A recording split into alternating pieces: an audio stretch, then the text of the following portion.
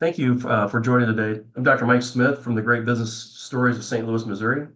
And today I've got Dave Chronister here. And Dave, if you could introduce yourself and your company, that'd be great. Hey, my name is Dave Chronister. I am the founding principal of Parameter Security in Chomicon. Great. Great. Thank you for joining us today. So I wanted to start out a little bit and tell us a little bit about your company and what's an elevator pitch look like for your company? Sure. My company is a cybersecurity assessment firm. So essentially, what we do is companies will come to us if they're a regulated industry to have us come and validate their security program.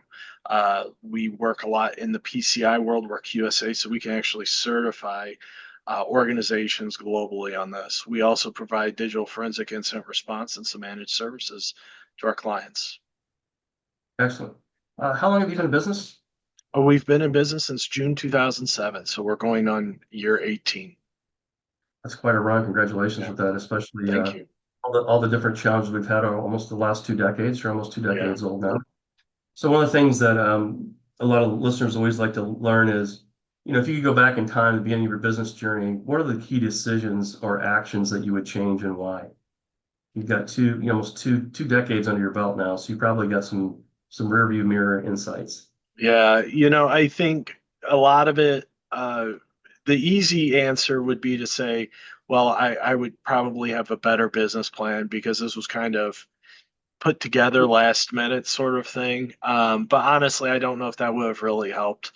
I think focusing more and more on having more solutions than what we were offering at the beginning. Again, 2007, cybersecurity wasn't really a thing at the time, and we were a cybersecurity firm.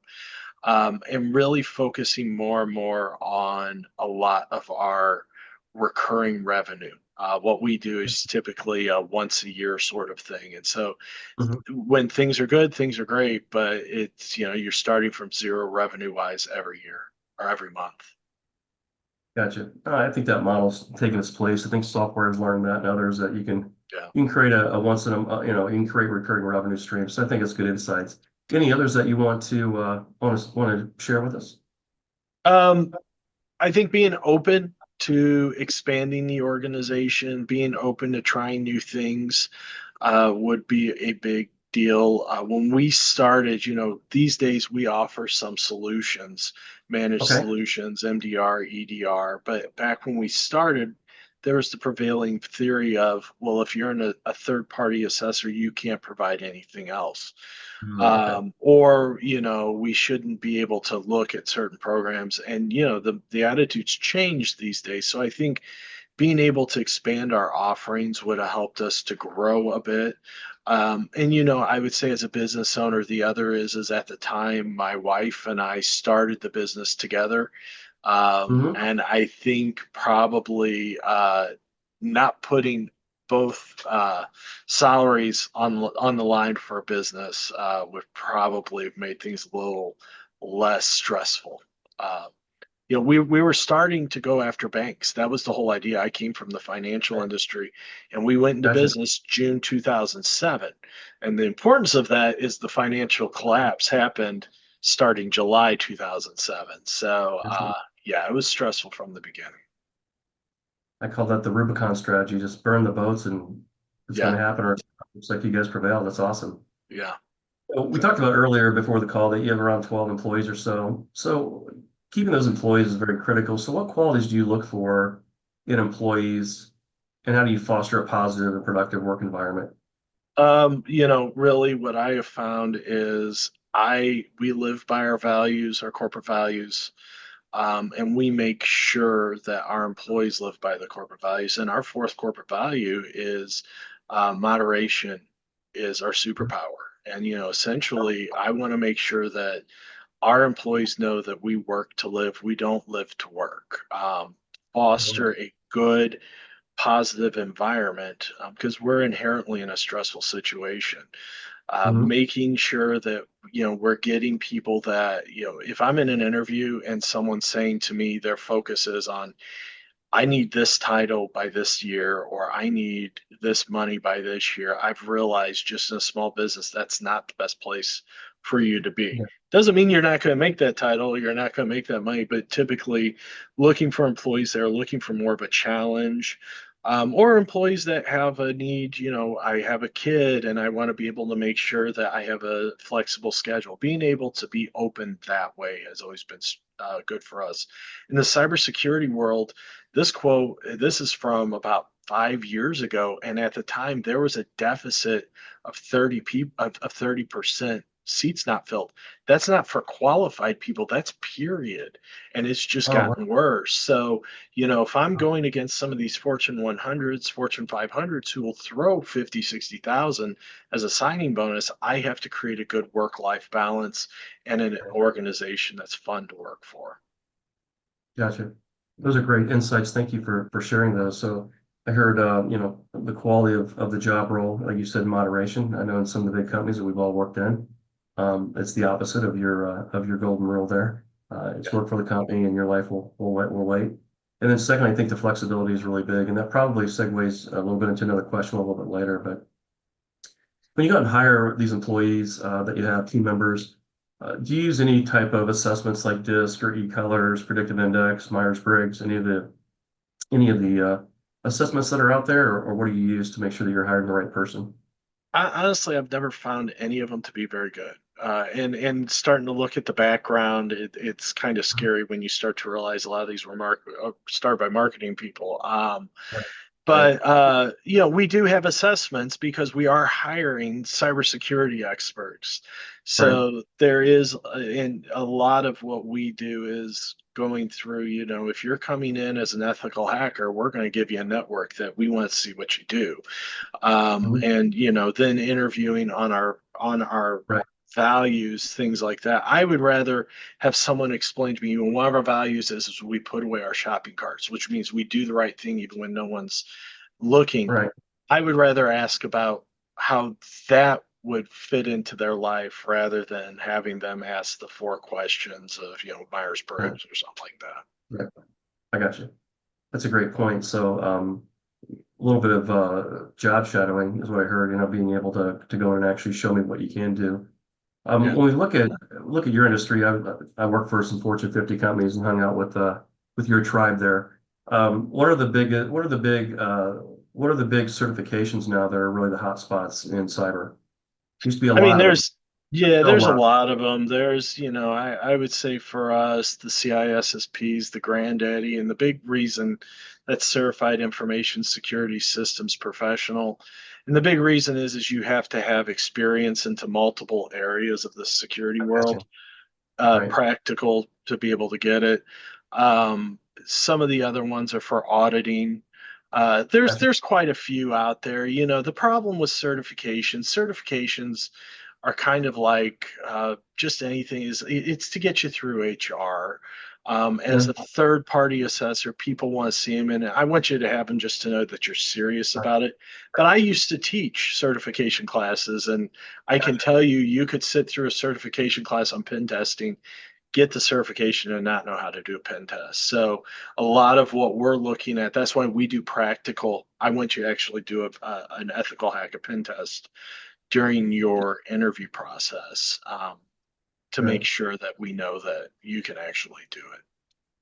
Right. So rather than be a book certification, it needs to be a certification and be able to prove that you have that. That's great. Exactly. A true and false or a multiple point question is only will only get you so far. Uh, Gotcha. All right. So you guys have a successful business and you got family and friends. So what are some of the misconceptions um, that that you get from your friends and family, and how do you address them? I always think you're rich. Why aren't you driving a Ferrari? Tell me some of those misconceptions that you've had from your friends and family, and tell me how you've addressed those in the past.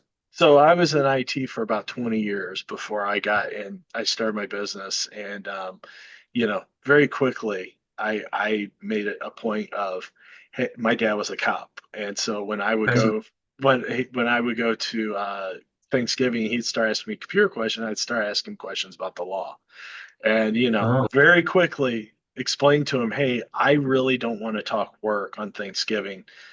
as much as obviously you don't either. So please. So no one asks me questions about work anymore.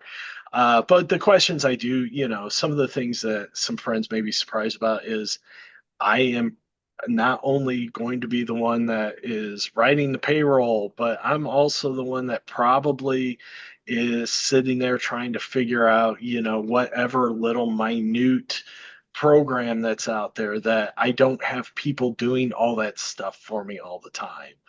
Um, Yeah. I check my email every day, and I have for 17 years, and I'm perfectly fine with it. Hmm.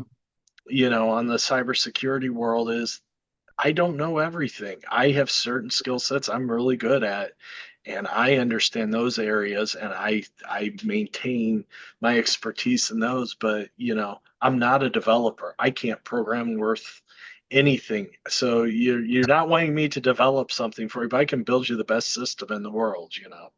So there's it's a lot of the as a business owner, there's a lot of small things that need to get done. And like most other entrepreneurs, business owners, I'm the one that's going to end up doing it. And on the cybersecurity world, we have limited brain space, and I focus on certain areas. I gotcha. So what do you attribute your growth to? You've been successfully, in business for going on 18 years now. So what do you attribute your growth to? I think it's trust. I again coming from the IT world, I've dealt with salespeople my whole life Hmm. and organizations that build promises and hey, here's a solution and this will make you safe. And the simple fact is there's nothing like that. So instead, treating my clients and customers like as adults of hey, we're going to help you. We're not sitting here trying to make all the money year one off of you. I'd rather have you as a client for 18 years. I have some clients that have been with me since the beginning. And am I going to be able to make you 100% safe? Absolutely not. There is no 100% safe in anywhere in the world for anything. So I'm not going to lie to you like that, but let's work together and try to make it to where it's an acceptable level of risk. I remember when we first started, I'd go to these marketing presentations for software company. I remember an antivirus go, we can guarantee we protect you against 100% of everything. I go, that's absolutely not possible because the simple fact is antivirus has not worked for 20 years. Yeah. And I go, you don't know what you don't know. Well, that's not true. We know everything we don't know. And I go, okay, think about what you said there, and then let's talk afterwards. So, I think the cybersecurity world has started to change uh, over the past 10 years, and a lot of us have that same mindset. But we've really gone that way. I just talked to a client today who they got purchased, and their equity firm had him go somewhere else, and they're coming back because they said, yeah, they have basically same solution, but we didn't have the level of comfort, and that's the best Yeah. thing we could do. Gotcha. So they built that trust and you have a great relationship with your customers. It's awesome. Customer trust is, I think, in any field, customer trust is number one. If they don't trust you, they're not going to be customers for very long. Great. Thank you. So the next question I think is going to be a little bit more unique to your company because I think you probably had less of you probably got busier over it, but what changes have you adopted since our global pandemic? A lot of people where everybody was in person doing things have changed, changed a lot, but in your business, it seems like I have some presumptions it's probably got a little busier, but tell me a little bit about that. So we used to have to go on site for a lot of our certifications for Okay. physical, and I had an office in a place called St. Charles Main Street. I had this nice office from 1846, right? And Sure. fortunately, all of our networks were already in the cloud, and so we went remote. So I'm in my house right now. All of my employees are around the country in their house. Saved a lot on rent. From a business standpoint, not much because certifications are certifications. Like I Mhm. said, instead of having to fly out, I used to have to go to Costa Rica once a Okay. year for a 1 hour meeting with someone who actually lives 3 hours, three miles from me. Uh, I don't get to do that anymore because instead we have a webcam where we look at stuff. But Gotcha. not much has really changed because our situation's kind of the same still. Gotcha. Pretty much stay the same, but I'm sorry you missed that Costa Rica meeting every year. I'm sure And your that was wife. that was the highlight of my trips, and this year they go, maybe we do an on-site, and my head assessor goes, yeah, that'd be good. I go, no, this is where I put boss's prerogative here. I may have to go do that one. So That's excellent. Thanks for that point. yeah. So you mentioned a little bit earlier, you and your wife both started up this business right at the beginning of the financial crisis. So tell me a little bit of how you manage your personal life and your business responsibilities. Like how do you maintain that work-life balance, especially when both of you are in the game? Yeah, so it's the story that most business owners have. We're divorced. She's no Uh, longer in the business. No, it worked out. I think that's the stress a lot of people don't think about. Now, I'm happily married. Now I'm remarried. I have stepkids. She's moved on. right. She's happy. So things are good. Good. But the problem you run into, any job is stressful, but Right. when all of a sudden you're dealing with, I need money, or even if you're making money, you're always going to have stress. And Right. then when both Right. of you are involved in it, you never get away from it. Yeah. And I think that's a very hard thing. Now, in my new marriage, my wife works for a Fortune 500 software company. She works from home. She's upstairs, but we have an agreement where we say we have 15 minutes where each of us talk about work, and then after Mhm. that we talk about ourselves, and we talk about our work, our home, we talk about our kids, we talk about anything else. That's And great. there's emergencies that will come up where I need her advice. She gives me my advice. She never works on anything. I have a security conference here in St. Louis. She'll come to the party. She doesn't work on it, even though she does marketing, she does graphics, and Mhm. I found that that's really good, even for me mentally, because Right. I get to disconnect, and I have someone forcing me to disconnect.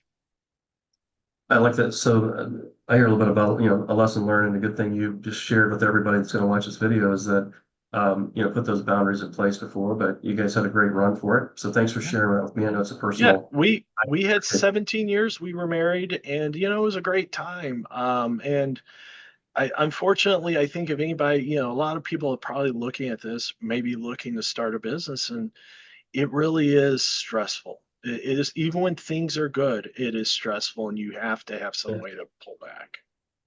Yes, it is. Thank you. So we're going to run up a few questions here at the end, but so thinking about we're going to go over the next 10 years, right? Or let's say 12 years to get you to 30. Yeah. What's your biggest learnings that you've had as an employer since you began your business and that you're going to implement over the next 12 years? What's the biggest learning? It goes a little bit with the first question I asked you, but this is more like, this is the one thing I'm going to change. This is the one thing that I really want to look at in the future. Yeah. So I've really started looking at finances a lot more. I've Okay. started looking at ways to change, to be able, how can we maintain the quality of our work, maintain how our company works, and yet actually not necessarily grow, but become more profitable. I'm trying to remember the name of the person who said a revenue number is vanity. Um, it's all about profit. And Right. so, Greg Crabtree said that. Yeah. So I think, on the parameter side, I'm really looking at how to create recurring revenue, which we are, and it's Mhm. becoming fairly successful. And then my Show Me Con is a conference I've been running here in St. Louis since 2013. I actually started looking at the numbers and realized I could be very profitable and do this around the country. So how Mhm. can I grow that? So, I think really not putting my eggs all in one basket. Gotcha. The other is I'm 48 years old. Another 15 years, I plan on being involved. I can't be in the same Right. level I am now. So really starting to train those young leaders for the company, and really starting to offload stuff has been my something I've been doing actively the past year, and it's becoming very exciting to watch. Hmm. These men and women kind of start to take over, and they're doing better than I could have ever have imagined, and better than I ever could have. Right. And it's been really exciting on that. Excellent. Great. Thank you very much for sharing that with us. I'm in a lot of networking groups. I'm sure you've been in those. I'm in BNI and the Nine Network, the ACA Club, others. And when I think about, your business, who's your ideal referral partner that you have that could refer business over to you? Yeah, so we're a very niche company, right? Okay. And unfortunately, when we started, we did BNI, we did stuff. I'm an EO entrepreneur organization, which is other Yep. business owners we do stuff with. Yep. A lot of times, it's technology providers are the Mhm. people that refer business. It may be data centers, it may be software companies that they know they need something, are usually our biggest referral partners that we have. On the digital forensic incident response, we work with a lot of law firms to Mhm. do litigation support, and Okay. also if there's a breach or an incident, we can come in and run those. So, I do networking every once in a while. In the St. Louis area, there's a lot of networking. A lot of it's to get out of the house. Right. But I'm struggling to remember the last time I got a deal out of Yeah. a local networking. Yeah. Yeah, Yeah. Especially when you're business to business, it's more difficult, I think, very it difficult. it is, and especially when it's very very niche like we are. It's someone a lot of people would not understand what we're doing or don't want to take the time, and I completely understand why. Gotcha. Yeah, All right. So what I'd like to do is, first of all, thank you for being on our podcast interview today, the appreciate it. Great Business Park in St. Yeah, Louis, Missouri. anytime. But tell us again about your company and tell us how someone can get a hold of you. Yeah, so again, we're Parameter Security. We're based here in St. Louis. We have organization people in our organization all over the country. So we do cybersecurity assessments. We help you manage your security program, even like virtual CISO, digital forensic incident response. Then we offer managed services such as MDR, XDR, SEM, all the acronyms that can drive people nuts. You can get a hold of us on our website, www.parametersecurity.com, or info@parametersecurity.com through email, or you can also give us a call 314-442-0472. Thanks again for sharing your time with us and your story. I think you had some great insights there that everyone can use and look forward to talking to you again. All right, appreciate it, Mike.